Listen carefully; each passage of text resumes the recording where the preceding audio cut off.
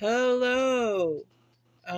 This will be my first episode of the YouTube series I'm making called Weird.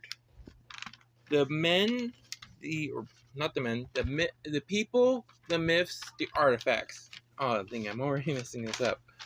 Um, so I'll be talking about uh weird, but surprisingly true things from history, myths, in inventions or possessions that are can be obscure, can be popular. This week's theme is clothing. Uh, so let's start with the person, George Parrott, the or other as he is otherwise known as Big Nose, Big Beak. All right, so I'm here with my sister Crimson and my mom. Um, do you have any thoughts to say? Because I'll try to keep this hidden from you before we go into the other videos. But what you know, what do you feel about the subject already? Honestly, I don't know who this George Pratt is, so I don't really have an opinion. You haven't given any details for me to know. All right. So, as I said, he's known as Big Nose, Big Beak, George the Parrot, and before his death, his main claim to fame is that he has a giant, absolutely huge schnoz. Yeah, which of all the things that I could be known for, I kind of don't want to be known for my giant nose. Well, you do have a big nose. I don't want to be known for it though.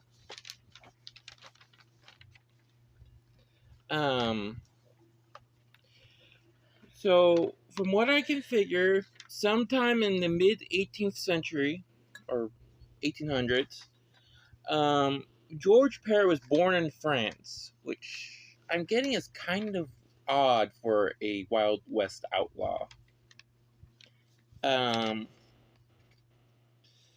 He There is not much known about his life, especially since he kept on making up stories about where he's from or what he's done. So we're not even certain that George Parrott is his real name, because he said that his name was George Anvil, George Will, all these names.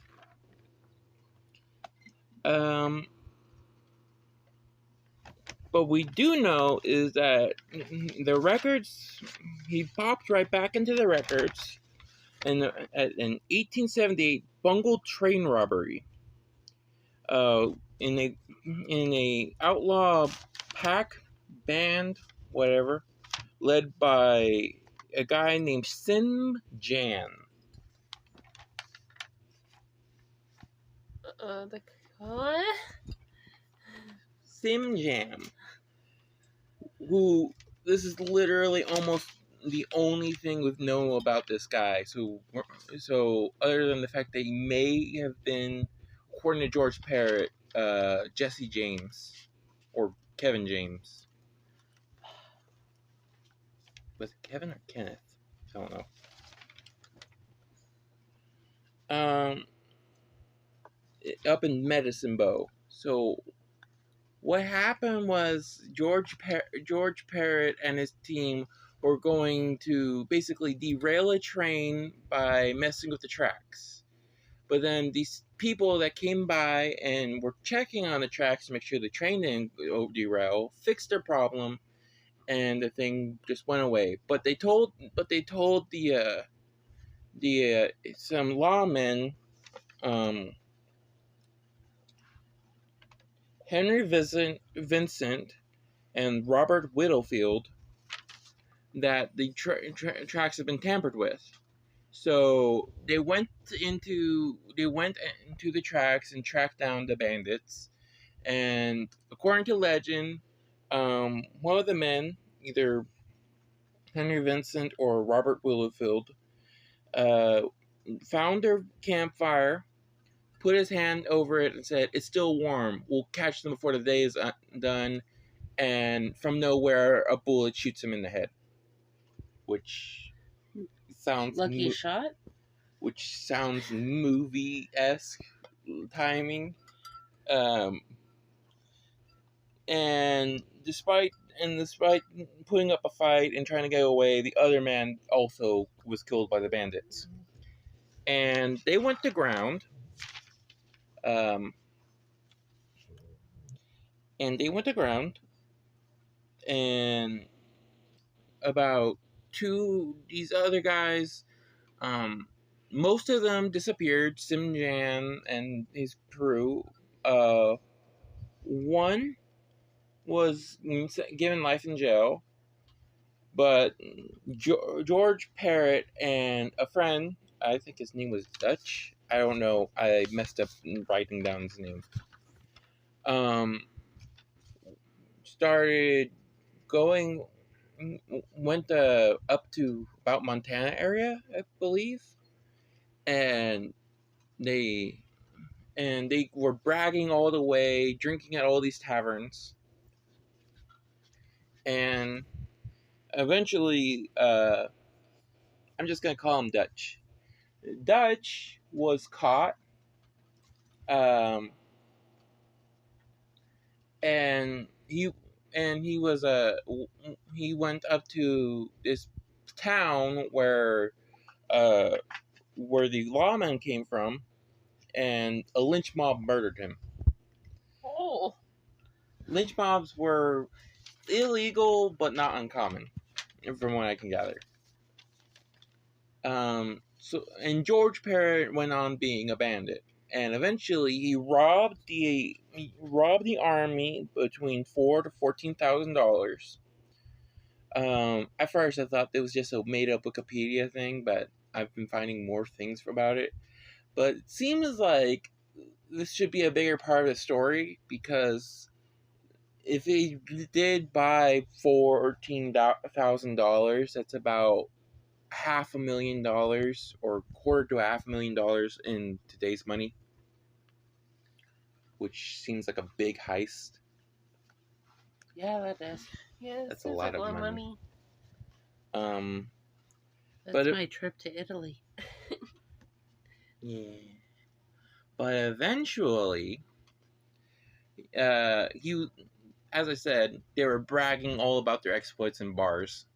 Eventually, they bragged in a bar, and lawman came in, and took George Parrott into custody, and set him on a train to a place where they could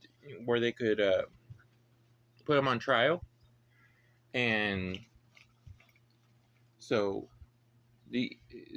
when he got to the train station, apparently a lynch mob had already formed, and they were going to murder him.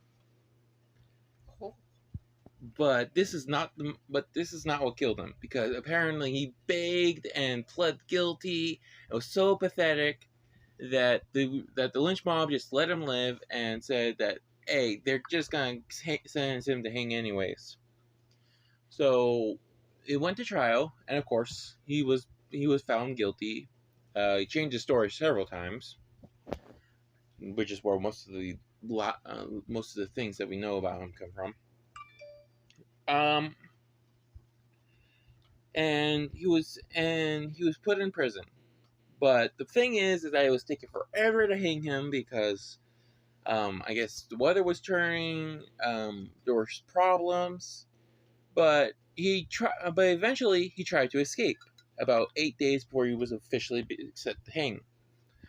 And so for some reason they let him keep his knife. which I don't fully understand because, like, even back then, I don't think you're supposed to allow prisoners to have weapons. Unless they thought it was a super small knife and couldn't kill anybody. It is kind of interesting. Like, why? And so, he used it to escape, bashed his jailer on the head, but the problem is that the jailer's wife showed up with a rifle or a six gun, whatever, and held him at gunpoint. And eventually, backup arrived, put him back in jail. But the problem is that this scared the townspeople into thinking he might actually escape before he's set to hang. So a mob formed, and they rushed to jail, knocked the jailer to the side, brought him out, and proceeded to hang him. Now, here's the thing: his hanging was not nice. They really wanted him to suffer, so they tried to hang him once, didn't stick. Tried to hang him on a ladder, but he tried to escape again, and up the telephone pole that they were trying to hang him from. But then the but then they just slowly hanged him. And according to legend, before they officially declared him dead, some dude showed up, or not some dude, one of the doctors refused to declare him dead, and so they just hanged his body again, which seems like overkill. That does seem like a bit much. And so, but here's where he gets his main fame. So when he was finally declared dead, two bone saws, I think they called them back then, two doctors and their assistant,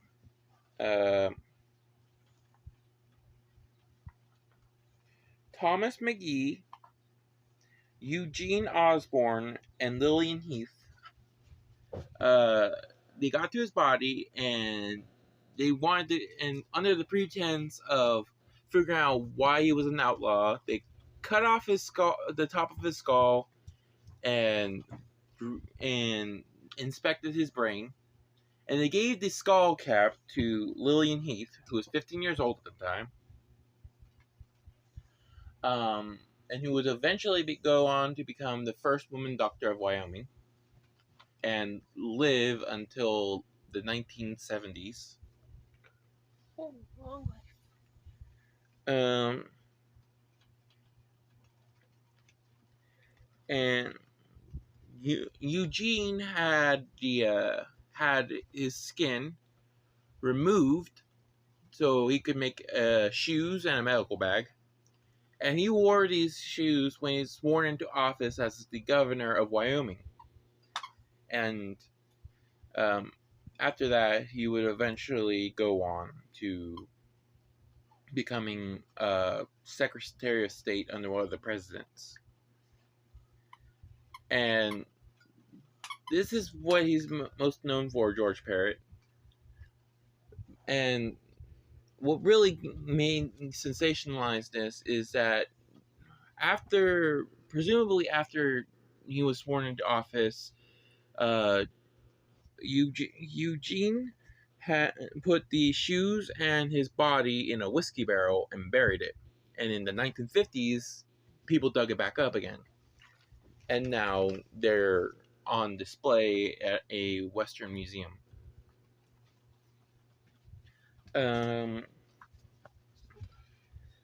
Moving on. Wait, before we move on, what are your thoughts on that?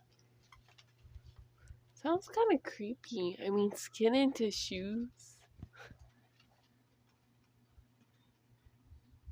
These were different times. People did weird things.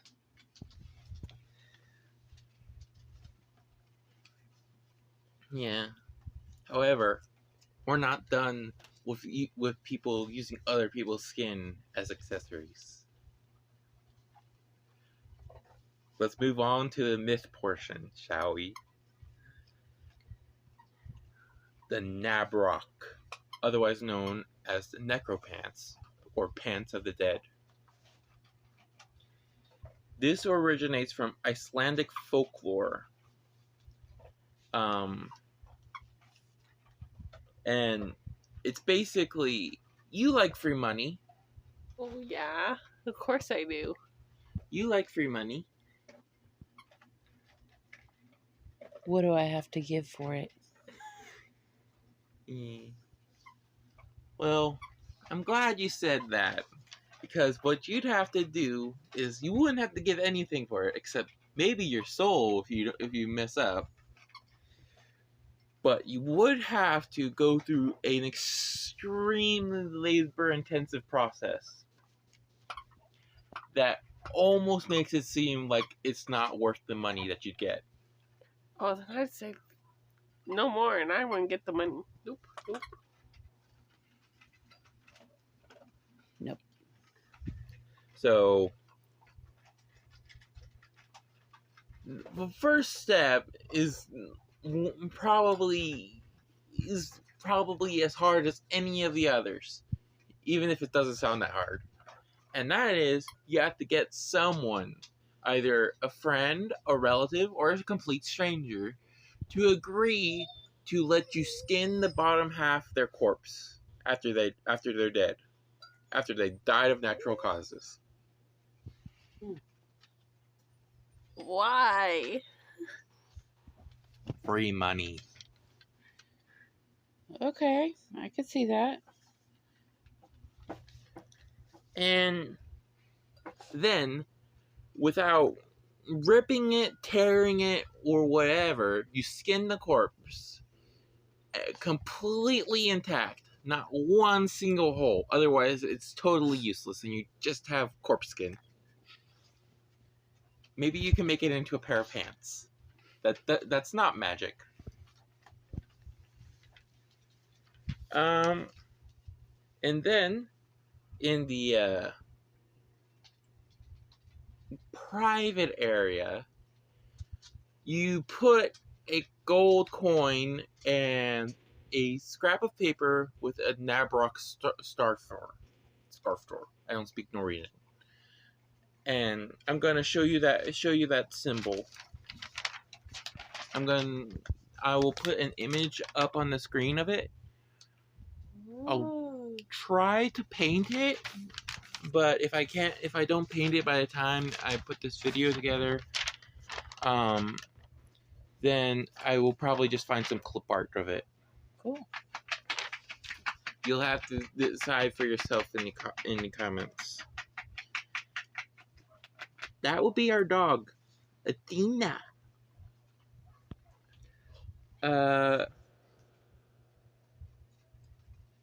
And so you put this in, and from what I can gather, the two interpretations is that either the private area would work as a pocket, and you get a gold coin that you can pull out,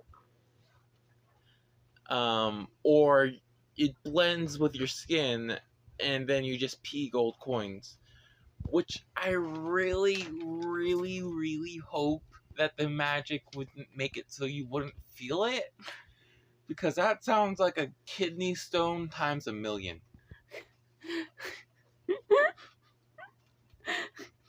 Why? Okay.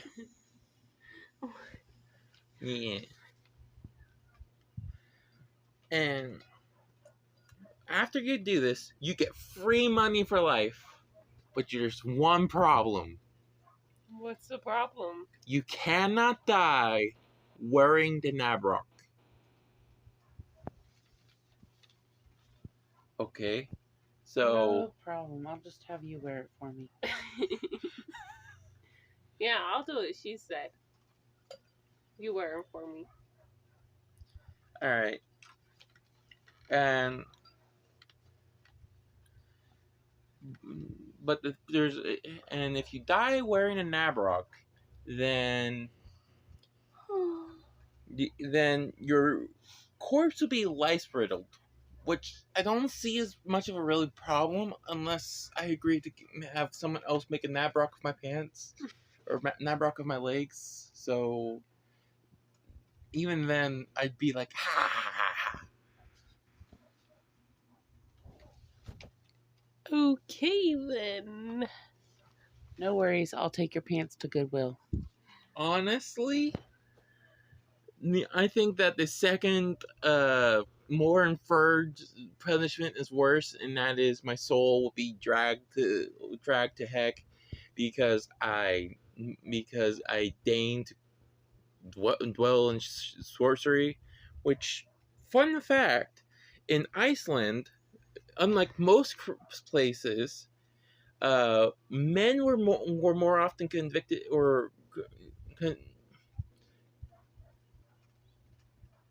were sentenced with witchcraft than females. So it's more likely that I will be sentenced to witchcraft if we can't have a Nabrok than you two. I'm okay with that. I'm just wrapping my head around it. However, you can't just take off the Nabrok because most of the descriptions say that it's basically fused to your skin. There is a specific ritual. All right. So first, you take out your left leg or your right leg, depending on your proclivities to hands. Switch it around and have a willing person put their leg in the empty leg, and then you take out the leg with the pants on it, and then you're free to go because Nabrok is now his problem or his gain. I think it's more of a problem than a gain. It's like musical chairs with pants. That is exactly what I thought.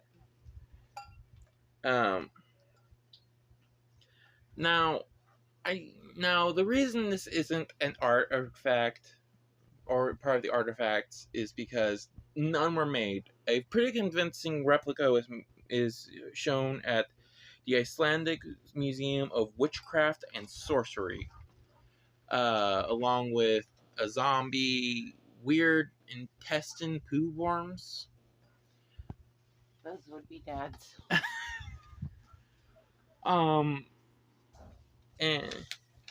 And all these other things from the Icelandic folklore. And that being said, this isn't the theme isn't skinned people becoming clothing. It's just clothing. So for a lighter note to end the show, I'm going to tell you about Lincoln's hat. Like the president?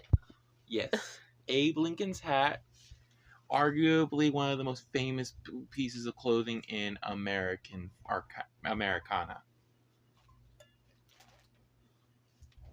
So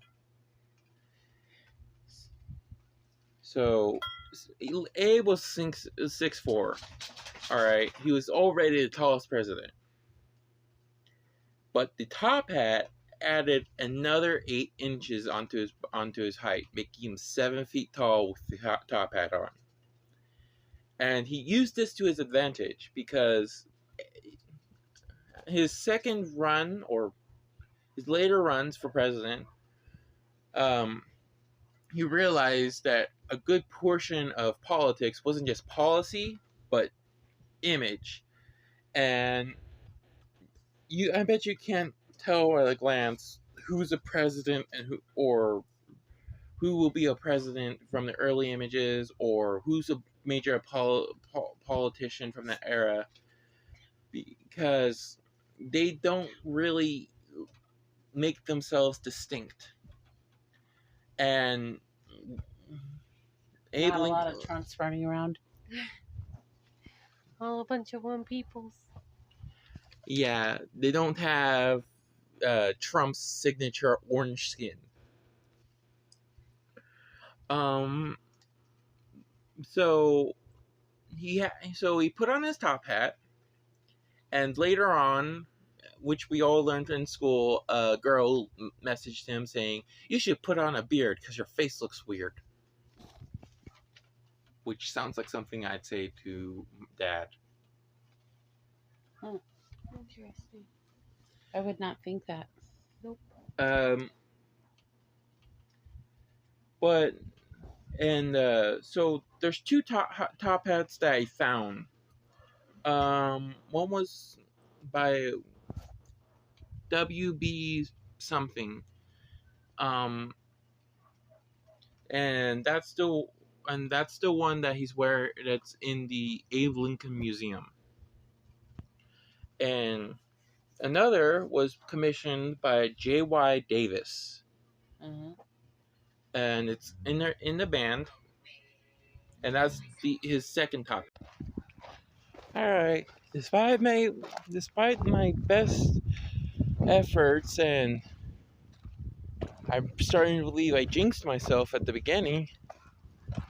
The end of this episode was lost. So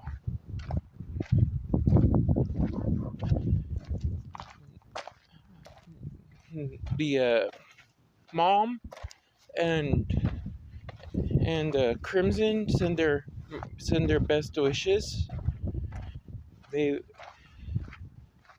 But the rest of this episode will just me be talking while I have time. So the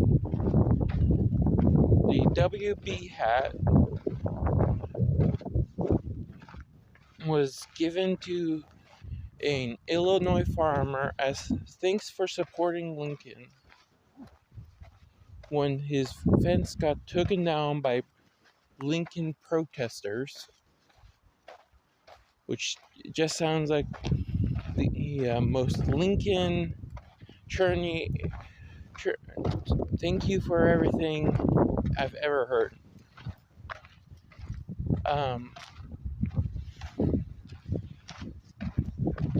And the YB Davis hat, which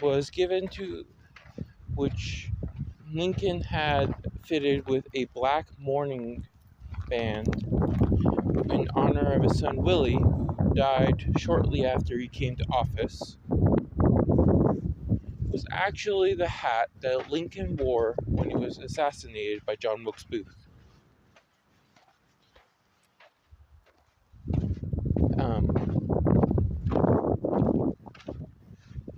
And that quintessential Lincoln tipping his hat pose that we see in pretty much every interpretation of Lincoln in media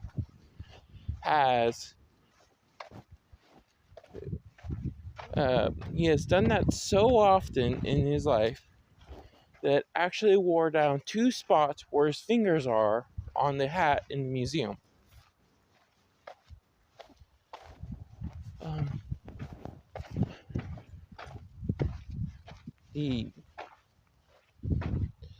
And to close it out, during his entire term, the entire time he's worn his hat, Lincoln has used the inside headband to help store his important documents while on the move.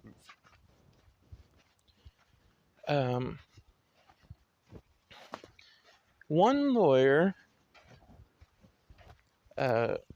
went even so far as to call, while they were on the circuit, to call Lincoln's hat his office.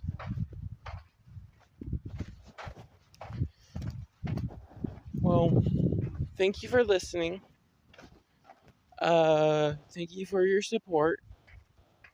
Please like and subscribe and comment what you would like to see in further episodes, what you think we can do to do better in the next episodes, any constructive criticism, uh, any things that we may have missed about George Parrott, the Nabrok, Lincoln's hat, and thank you for listening. Goodbye.